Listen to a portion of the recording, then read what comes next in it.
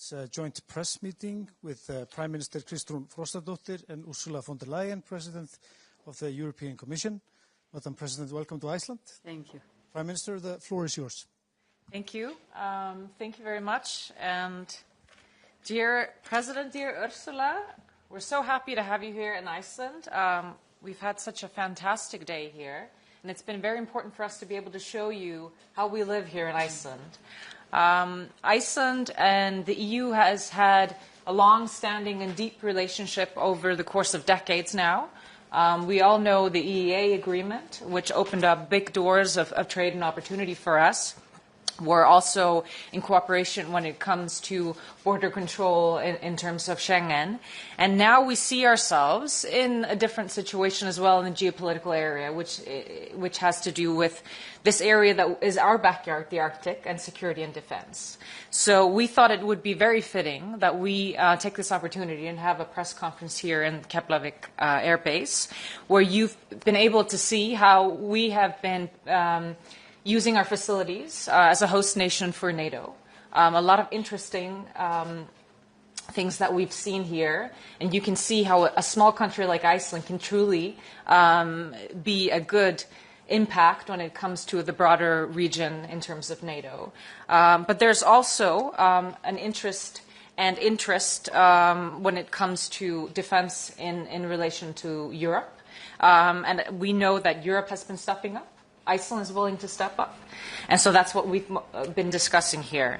I also want to say, before I go over a set of deliverables that we've been agreeing on in the meeting here before, that I think it's very important for us to show you and the whole of Europe how we view security and defense. We went on a helicopter ride. You saw the natural environment that we live in. And I've always said that Icelanders have a much more and bigger security mindset that they think they have. We don't have a military here, but Icelanders are used to living under natural uncertainty.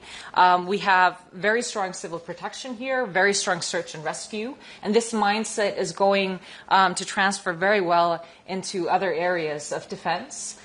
So we are well prepared here for whatever might happen. We obviously are facing these risks right now. You saw the volcanic eruption with your very own eyes, and it was very interesting for us to go into Grindavík. So there are challenges ahead, but there's also a lot of opportunity for cooperation going forward.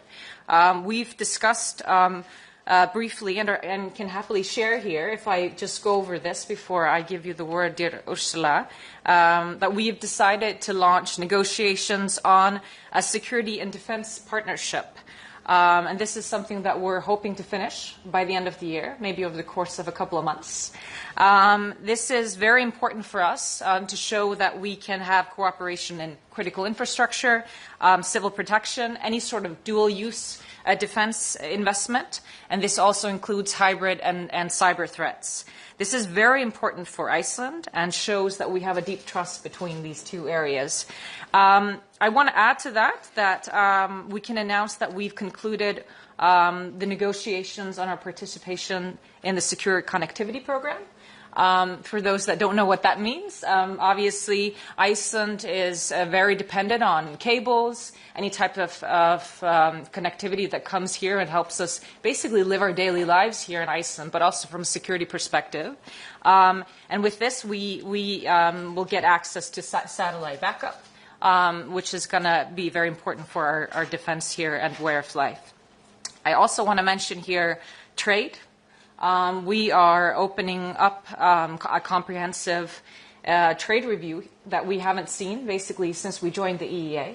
So there's a lot of opportunities there that I'm looking forward to seeing what comes out of. The Arctic, I know, is of interest to the EU, and there we are active participants and are looking forward to seeing what comes out of your Arctic strategy. So there's a lot of interesting focus points for us in cooperation. And I just want to say towards the end here, dear Ursula, these are times that truly call for calm and decisive leadership. I think you've shown the world, not just Europeans, what an incredible leader you are. And we are very honored that you're here with us today and looking forward to an ongoing relationship. Thank you. Thank you, Prime Minister. Kristrún Thank you very much for the very warm welcome here in Iceland. And indeed, it has been quite a day, flying over the highlands, the glaciers. So for me, the first time in my life that I saw that is impressive. It's a breathtaking beauty the landscape has. Very impressive. And what was also impressive today was the preparedness mindset that you've just described that you have. You have, as a country, of course, a unique geostrategic position. And with that, you have developed a distinct approach, I would say, to security, resilience, and foresight. You have learned to live with the risks. You have learned to manage the risk and to master the risk. This is something I could see. It was very impressive for me to, with my visit to Grindavik, to see how you manage the risk, how you live with it, and how you adapt to it, but also master it. And meeting the Icelandic Association for Search and Rescue was also an eye-opener to see the capabilities they have. Impressive to see that. So congratulations on that. Iceland's preparedness is not just a policy, I would say it is a way of life. And Europe has much to learn from you in that respect. And it is with that backdrop that I would like to look at the first point, the defense and security topics. You play a critical role, a strategic role in NATO's Arctic and North Atlantic posture. You are a strong and reliable ally. I saw this firsthand, indeed, in the KEFLAVIK air base. Your preparedness model rests, as you told me, on two solid foundations. One is NATO membership, and the other one is the bilateral agreement with the United States.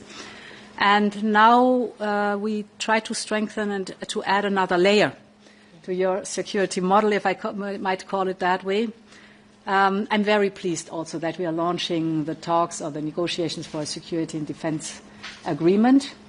And like you, I'm sure we will be done in a few weeks or months. This partnership will bring Iceland into Europe's security and defense network too, in the wider sense that you have just described. It already counts 8 partners, including Norway, the UK, and Canada. And with this security and defense partnership agreement, you would start to have access to our SAFE program. This is our 150 billion euro joint procurement program that could also then be of interest to you. Through the new partnership, we will be able to cooperate more closely also on hybrid threats that we see, on civil protection, for example. As I said there, we can learn a lot from you too. And on the whole topic of cybersecurity, just to name a few topics. My second point is indeed on the Arctic. I saw today the ice is melting and new realities are emerging with that process. Right in, as you called it, Iceland's backyard. Russia and China are increasingly both their economic activities and their strategic presence in this region. And we know that Europe must adopt to these new realities. And this is why we will review our Arctic strategy to ensure that it is fit for the challenges of our time. And here is for us very important to have a very close exchange of views with you, because, as I said, from your unique geostrategic position, we can learn a lot from you, and you have a different view on the Arctic, of course, and a different experience of the Arctic. We also, of course, want to work together with you when it comes to strengthen the protection of our critical infrastructure, including subsea cables and power grids.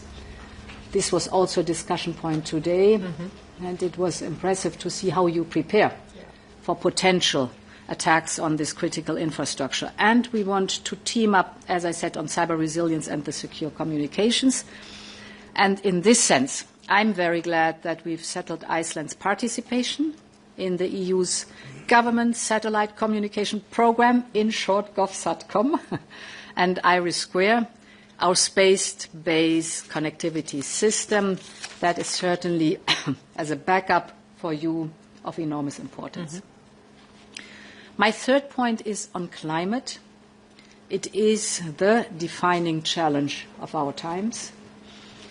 And it is highly visible here in Iceland, where the glaciers are losing billions of tons of ice each year, and I could see the impact that it has on nature here. Your ambition to reach carbon neutrality by 2040 is a strong and a very necessary signal. Impressive. Europe is also on the right path to climate neutrality by 2050. Earlier this month, we have proposed our climate target for 2040. And in our talks, we could both see that our ambitions are very much aligned. So this is why we have agreed to step up our cooperation on climate beyond 2030, in particular to work closely together to achieve the Paris Agreement targets and the ambitions of future COPs.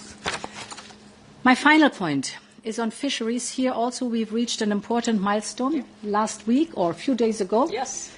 We have a new memorandum of understanding on fisheries and ocean affairs between Iceland and the European Union. We signed this week. It will strengthen our cooperation on fisheries governance and the biodiversity of our ocean and our shared resources. So it's been a packed day. It's not ended yet. No. Thank you very much for hosting me with you, and thank you very much for the impressions you gave me on Iceland. Thank you, Madam President, Prime Minister. And now we'll take a few questions from the media, starting with the Icelandic Broadcasting Service. Thank you. Madam President, welcome to Iceland. My name is Björn Malmquist. I'm from Icelandic National Broadcasting Service, based in Brussels, actually. I wanted to ask you about specifically about security and defense, since you already announced this new talks about the bilateral security agreements. In this context, the Icelandic government is planning a referendum about resuming the accession talks with the EU, and as you've said yourself on many occasions, enlargement of the EU now has a distinct geopolitical dimension because of Russia's full-scale invasion of Ukraine.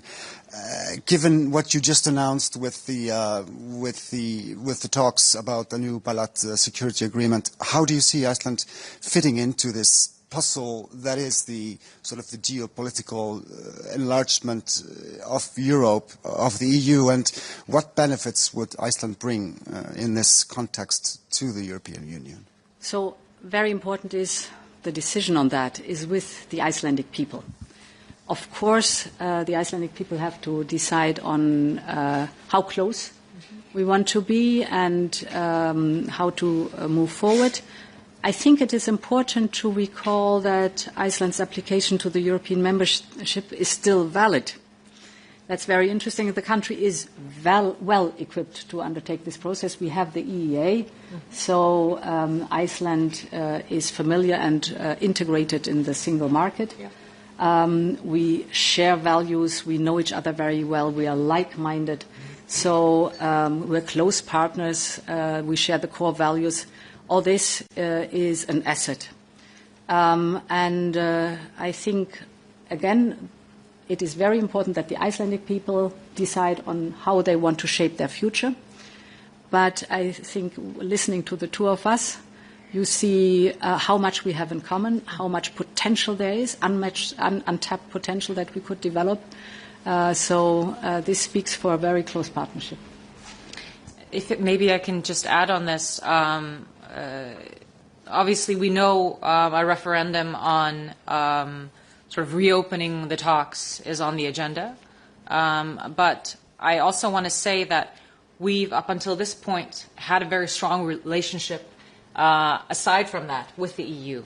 And this security and defense partnership is something that the European Union has done with Norway, with Canada, with other countries that are not members of the EU.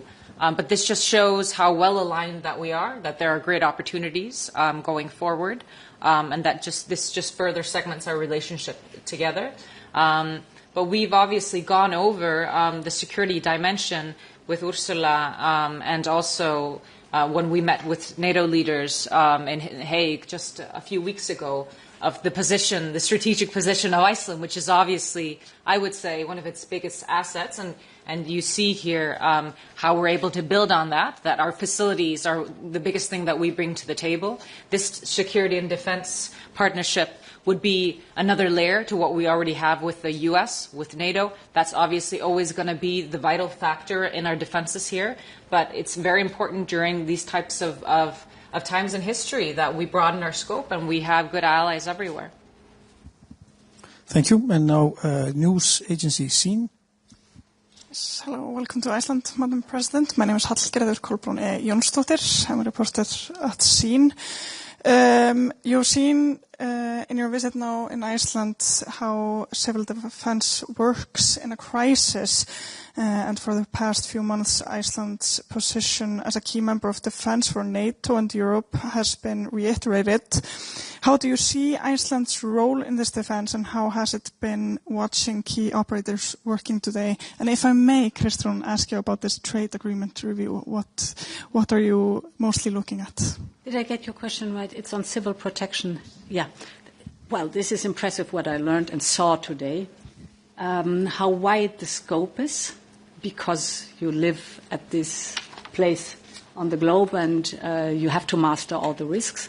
So we can learn a lot. You have a whole of society approach, very strong relying on voluntary input from each and everybody. I think this is one of the big strengths of your model. You have a 360-degree look at risks and how to manage them. So it's not a narrow approach to, let's say, traditional security, but it's a wide approach that is embedded in the whole society or carried by the whole of society, and which is very strongly also calling on each and every individual's responsibility for the whole of society. So that is impressive to see. On the other hand, it's highly modern what equipment is concerned, so that you're able to search and rescue in the widest sense, but also to protect yourself, protect, for example, your critical infrastructure. I learned about the exercises you're doing to protect the critical infrastructure, and so far that you're training what happens in case that a data cable, one of the crucial data cable, is being attacked severe and hurt severely. And by doing these exercises, you learn where the gaps are that you have to fill, but also where the strengths are that you have to multiply. Mm-hmm. So very impressive, and something, as I said, where we can learn from each other. Mm-hmm. Just before I go into the trade question very briefly, we have this saying in Iceland, glöggt gestsaugað, or sometimes an outsider's perspective makes you realize the grand scheme of things. And there's been a lot of discussions about security and defense in Europe now, especially, obviously in the US as well, but Europe stepping up. Iceland has been a member of these discussions. And I think a lot of Icelanders feel like that this is something very far from us, because we don't have a military. We haven't been active participants in that sense.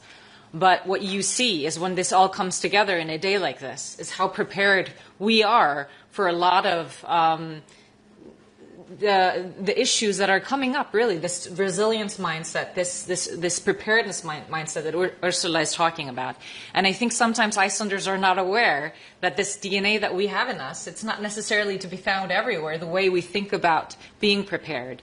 And so we will always be playing on our strengths when it comes to security and defense. There's not going to be a change in how we address those. And that's why it's so important for us to be able to show the president how we do things. Just briefly on trade, we obviously are part of the EEA, but we don't have full market access when it comes to the products, and so we have tariffs and there are some market barriers. This is something that we're going to be looking into. This is a big change for us, or could be a big change if we see opportunities there, because this review hasn't taken place since we joined the EEA. We obviously have things that we specifically want to discuss. I can point here for Icelanders, for example, fish, the access of seafood and those types of products into the EU. But this is obviously still something that has not been discussed. We're just open to having these negotiations, and I see great opportunities on that end. But this dialogue is just starting. Thank you. And the final question from Morgunblaðið. Madam President, my name is Herman from the Daily Morning Paper. The Icelandic government plans to apply for EU membership for the second time and already seeks alignment with the community in foreign policy and other areas. However, one of the coalition parties is against joining the EU, as are all the opposition parties. Doesn't that make any accession talks moot if there isn't a parliamentary majority for joining? And if I may add, I would like to ask why you insisted that the media send the questions in writing a day before the press conference. Are you unable to answer unscripted questions? So the last part of your question is not known to me. The first part of your question, it's a sovereign decision that the Icelandic people take here. So it is dependent on the policies and the discussions in Iceland. So it's not a topic for me to comment on. Mm-hmm. I mean, I can comment on this briefly, and I think the way Ursula is answering this question is very emblematic of how the EU is approaching these types of topics. They know this is a sovereign decision. We have said that the referendum is not now on joining the EU, it's whether we go for these talks again. This is going to take up some oxygen in our system, but we think it's well worth it. We, however, want to get a mandate from the Icelandic public. All three coalition parties agree that we should have this referendum. And this third party that you're referring to wants to respect whatever decision comes out of that referendum, like every other party in this coalition. I will respect whether it's a yes or a no, and the other coalition parties will respect whether it's a yes or no. So at this point, this is where we're at. We will see what comes out of the referendum. I think that is the ultimate mandate, I will say, that we get the people to say what their thoughts are on this matter. And like I said, we have a willingness that is very clear within the coalition that we will respect whatever comes out of this referendum. Thank you. And with that, we conclude this press meeting. Thank you. Tack fyrir.